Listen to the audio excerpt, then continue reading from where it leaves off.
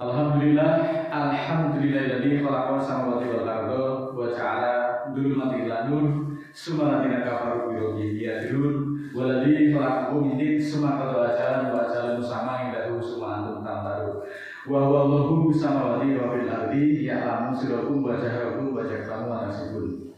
Asyhadu an la ilaha illallah wahdahu la syarika lah innahu huwa ilahul wahid. Allahu la ilaha illa huwa rabbul arsyil azim. Allahu la ilaha illa huwal hayyul qayyum.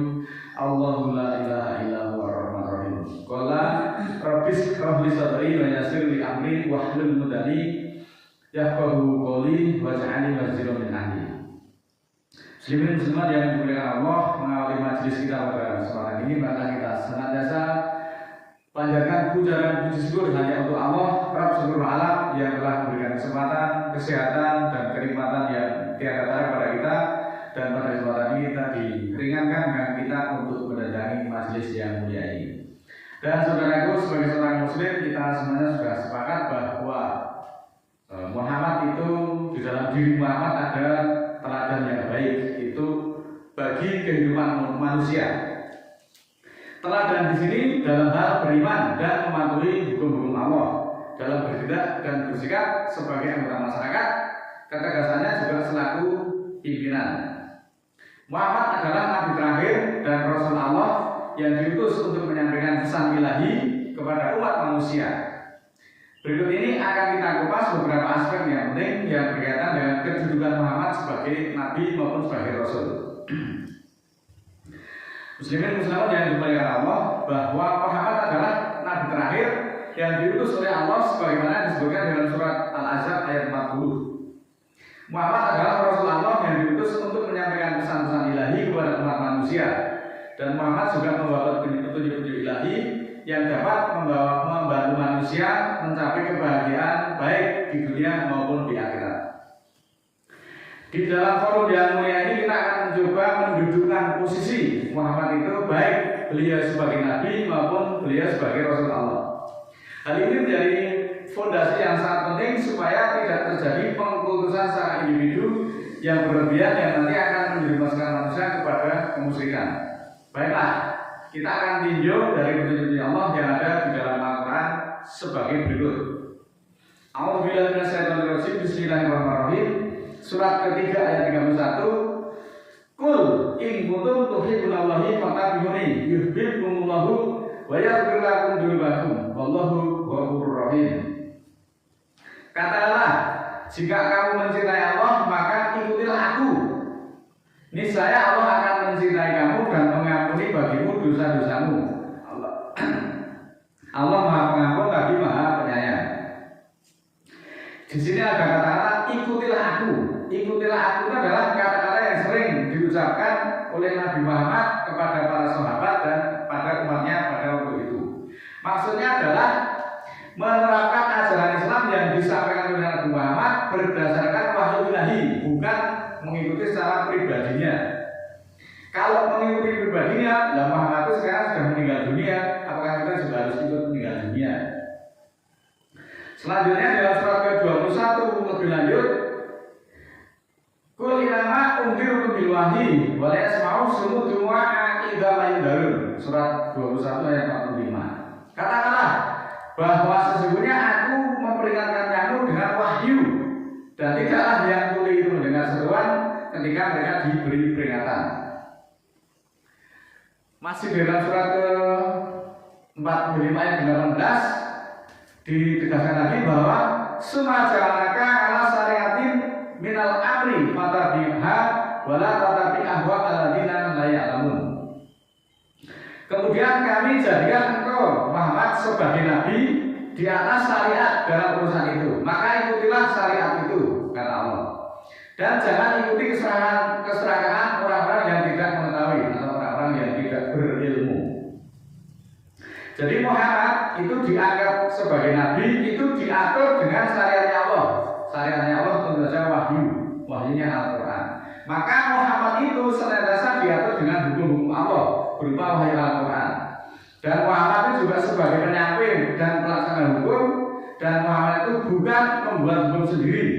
Oleh itu lebih lanjut marilah kita simak di dalam surat ke-10 surat Yunus ayat 15. Wa idza tutla 'alaihim ayatuna bayyinatin qala alladziina la yarjuna liqa'ati bi Qur'anin ghairi hadza aw badilu qul ma yakunu li aqubadilahu min tilqa'i nafsi in atabiu ila ma yuha ilayya ini akhafu in asaitu rabbi adaba yaumin adim, yang artinya sebagai berikut.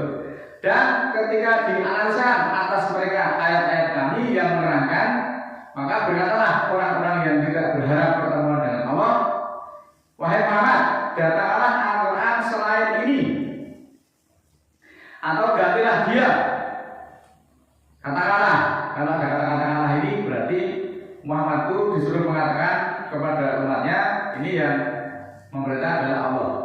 Tidak ada bagiku untuk mengganti dari yang sampai kepada diriku, bahwa yang aku ikuti kecuali apa yang diwahyukan kepadaku. Aku takut, aku cemas, aku khawatir jika aku mendurhakai Tuhanku, jika aku menyanggah Tuhanku. Takut pada sesaat pada hari yang besar, yaitu di akhirat nanti. Saudaraku, mari kita cermati ayat tersebut agar kita tidak gagal paham. Dikisahkan melalui Al-Quran bahwa ketika Muhammad itu membacakan Al-Quran kepada umatnya, orang-orang kafir itu merasa bosan ketika dibacakan Al-Quran itu. Kemudian orang-orang kafir itu meminta kepada Nabi untuk mengganti atau menyampaikan yang selain Al-Quran. Ini permintaan dari orang-orang kafir yang didatangi pada waktu itu. Lalu bagaimana kata Nabi? Jika Al-Quran itu merupakan firman Allah, harus diganti dengan perkataan Muhammad secara pribadi, itu namanya mendurhakai Tuhannya. Dan maka Nabi tidak berani, maka yang diikuti adalah mutlak, itu wahyu dari Allah, yaitu Al-Quran. Atau lebih terang lagi surat ke-6 ayat 50, Kul la akun lakum indi khazainullah wa la a'lamul ghaiba wa la aqul lakum inni malak in atabiu ila ma yuha ilayya kul hal yastawil a'ma wal basiru afala tatafakkarun. Katakanlah, aku tidak mengatakan kepadamu bahwa padaku ada perbendaharaan Allah. Ini kata Nabi atas perintah Allah. Dan aku tidak mengetahui hal-hal yang gaib, dan aku tidak mengatakan kepadamu bahwa aku ini malak atau aku ini sebagai penguasa. Bahwa yang aku ikuti hanyalah wahyu yang diwahyukan kepadaku. Katakanlah, samakah orang yang buta dengan yang melihat? Tidakkah kamu berpikir? Nah, sebenarnya juga masih banyak terdapat ratusan ayat yang menerangkan hal-hal senada. Namun rasanya dari beberapa ayat tersebut di atas cukup rasanya menerangkan kepada kita semua bahwa kalau kita semuanya mau berpikir, sekali lagi saya katakan, bagi orang-orang yang mau berpikir. Bagaimana tidak? Karena ayatnya sudah terang benerang kok. Nabi itu disuruh menyampaikan selain ayat tidak berani. Nabi disuruh umatnya untuk mengganti selain Al-Quran, Nabi juga tidak berani. Nabi bahkan menegaskan beliau Nabi itu tidak berlaku sebagai penguasa atas Allah, dan Nabi juga tidak tahu hal-hal yang gaib. Tetapi memang di kalangan orang-orang tertentu yang katanya pecinta Nabi itu secara taklid buta memang sudah sangat-sangat keterlaluan di dalam hal kemusikannya. Mereka menganggap Nabi itu kekuasaannya itu bahkan melebihi kekuasaan Allah. Mereka menganggap Nabi itu mempunyai syafaat. Nabi kemudian bisa membatalkan keputusan Allah. Nabi bisa mengentaskan orang yang dihukum Allah karena dosa-dosanya masuk ke dalam nar, bisa diangkat oleh Nabi. Artinya kan berarti Nabi Muhammad itu bisa membatalkan keputusan Allah. Ini kan luar biasa kekuasaan Nabi menurut mereka. Bahkan juga Nabi itu bisa naik lift berkali-kali menemui Allah hanya untuk menawar perintah sholat yang katanya sholat itu dulu 50 kemudian naik melalui langsung menuju Allah, menawar sampai berkali-kali sampai akhirnya sholat itu sampai sekarang hanya 5 waktu. Itu anggapan dari mereka. Ini kan sebenarnya kalau dipikirkan adalah sesuatu hal yang bahlul, luar biasa. Apa mereka tidak memperhatikan petunjuk dari Allah? Ketika kita berusaha mendudukkan persoalan ini, Muhammad itu sebagai Nabi dan sebagai Rasul sesuai Al-Quran, mereka itu gelap mata, mereka kebakaran jenggot, mereka menyanggah dengan sanggahan-sanggahan yang luar biasa. Kalau kita benar-benar mau mencintai Rasul, mau mencintai Muhammad itu bukan begitu caranya, tidak dengan seperti itu. Muhammad itu manusia biasa, artinya apa? Beliau itu juga butuh makan, butuh minum, bisa juga sakit kalau kelelahan. Kelebihan beliau itu karena beliau itu dipilih oleh Allah sebagai utusannya. Utusan itu nek cara Jawane kongkonan. Muhammad itu dipilih oleh Allah sebagai utusan Allah. Dalam hal sebagai Nabi dan Rasul, beliau itu diatur dengan wahyu Allah. Wahyunya namanya Al-Quran. Beliau itu juga bukan sebagai pembuat hukum, tetapi beliau Nabi itu sebagai penyampai dan pelaksana hukum. Yang membuat hukum itu hanyalah mutlak hak Allah. Ini hukum Allah, menetapkan hukum hanyalah hak Allah. Beliau juga tidak berkuasa atas nasib manusia. Nabi juga tidak berlaku sebagai wakil Allah, tidak pernah memuji dirinya sendiri. Beliau itu sepenuhnya memuji Allah. Beliau juga tidak mempunyai syafaat, karena beliau Nabi itu wajib juga hanya meminta syafaat kepada Allah semata-mata, bukan mengambil sendiri sesukanya seperti hanya orang belanja di pasar swalayan.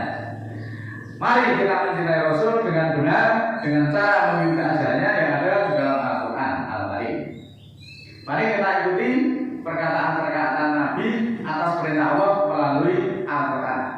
Kul hadhihi sabili ad'u ila Allah ala basiratin ana wa man ittaba'ani wa subhanallahi wa ma ana minal musyrikin. Surat ke-12 ayat 108. Kul, sekali lagi kalau ada kata-kata kul ini, Nabi itu diperintah oleh Allah untuk mengatakan kepada umatnya bahwa inilah sabilku, inilah garis hukumku atau jalanku. Menyeru kepada Allah atas kenyataan, aku dan orang-orang yang bersamaku, dan Maha Suci Allah, dan tidaklah itu termasuk orang-orang yang musyrik. Jadi Nabi itu diperintah oleh Allah untuk mengatakan kepada umatnya bahwa inilah sabilku, garis lurusku, yaitu Al-Quran yang merupakan sirotnya Allah, sirotnya atau tuntunannya Nabi. Meskipun kalian tidak percaya, tetapi sirotnya Allah tetap akan berdiri tegak meskipun di tengah ombak dan badai yang menghujam. Al-Quran bagaikan mercusuar yang akan menyinari bagi mereka yang kegelapan, meskipun orang-orang kafir banyak yang membencinya. Muslimin muslimat yang dimuliakan Allah, berdasarkan dari keterangan-keterangan melalui Al-Quran tadi, kita memperoleh keterangan-keterangan yang banyak melalui ayat bahwa Muhammad itu di dalam hal sebagai Nabi, beliau diatur oleh Allah. Muhammad juga tidak membuat aturan sendiri. Muhammad itu sebagai penyampai hukum Allah. Muhammad tentu saja sepenuhnya patuh dan mengikuti aturan-aturan Allah tersebut. Dan Muhammad tidak membuat aturan sendiri. Muhammad itu juga memuji Allah sepenuhnya. Beliau tidak pernah menyuruh umatnya untuk memuji dirinya. Bahkan Muhammad juga memohon syafaat kepada Allah. Kulillahi syafa'atu jami'an. Katakanlah bahwa seluruh syafaat atau semua syafaat kepunyaan Allah semuanya. Jadi Muhammad itu bukanlah sebagai juru syafaat. Mudah-mudahan kita semuanya diberikan pengertian yang sesuai dengan yang Allah melalui Al-Quran. Oleh karena marilah sengaja kita tidak intinya untuk mempelajari petunjuk Allah agar kita tidak terjerumus dalam kegelapan. Marilah kita mohon ampunan kepada Allah. A'udzubillahi minasyaitonir rajim. Bismillahirrahmanirrahim. Rabbana la tu'akhidna in nasina aw akhtana. Rabbana wa la tahmil 'alaina isran kama hamaltahu 'alal ladzina min qablina. Rabbana wa la tuhammilna ma la taqata lana bi wa'fu 'anna waghfir lana warhamna anta maulana fansurna 'alal qaumil kafirin. Ya Allah, ya Tuhan kami, janganlah terima kami jika kami lupa atau kami salah. Tuhan kami, jangan bebankan atas kami tugas sebagaimana Engkau bebankan atas orang-orang sebelum kami. Ya Allah, ya Tuhan kami, jangan beratkan kami yang tiada kesanggupan kami daripadanya. Dan maafkanlah kami dan ampunilah kami serta rahmatilah kami. Engkaulah pimpinan kami, maka tolonglah kami terhadap orang-orang yang kafir. Rabbana ighfir lana dzunubana wa kaffir 'anna sayyi'atina wa tawaffana ma'al abrar. Ya Allah ya Tuhan kami, ampunilah bagi kami dosa-dosa kami dan hapuskanlah dari kami kejahatan-kejahatan kami dan wafatkanlah kami bersama orang-orang yang abrar. Rabbana la tuzigh qulubana ba'da idh hadaitana wa hab lana min ladunka rahmah innaka antal wahhab. Ya Allah ya Tuhan kami, jangan simpanan, jangan belokkan kalbu kami sesudah Engkau tunjuki kami, dan anugerahkan bagi kami dari sisi-Mu rahmat sesungguhnya Engkau memberi anugerah. Rabbana ighfir lana wa li ikhwanina alladziina sabaquna bil iman wa la taj'al fi qulubina ghillan lil ladziina amanu innaka ra'ufur rahim. Ya Allah ya Tuhan kami, ampunilah bagi kami dan saudara-saudara kami yang telah mendahului kami dengan iman, dan janganlah Engkau jadikan dalam hati kami kekanan bagi orang-orang yang beriman. Tuhan kami, bahwa Engkau Maha Penyantun lagi Maha Penyayang. Rabbana Rabbi auzini an askura nikmataka allati an'amta 'alayya wa 'ala walidayya wa an amala sholihan tardahu wa aslih li fi dzurriyyati inni tubtu ilaika wa inni minal muslimin. Ya Allah ya Tuhan kami, bahwa aku mensyukuri nikmat-Mu yang Kau nikmatkan atasku dan atas ibu bapakku, dan untuk beramal soleh yang Kau ridhoi, dan jadikanlah aku berbuat soleh kepada anak-anakku, kepada keturunanku. Aku bertobat kepadamu dan aku termasuk muslimin. Subhana rabbika rabbil izzati amma yasifun wa salamun alal mursalin walhamdulillahi rabbil alamin. Maha suci Tuhanku, Tuhan kemuliaan tentang apa-apa yang mereka sifatkan, dan keselamatan atas para utusan. Alhamdulillahirabbil alamin. Wassalamualaikum warahmatullahi wabarakatuh.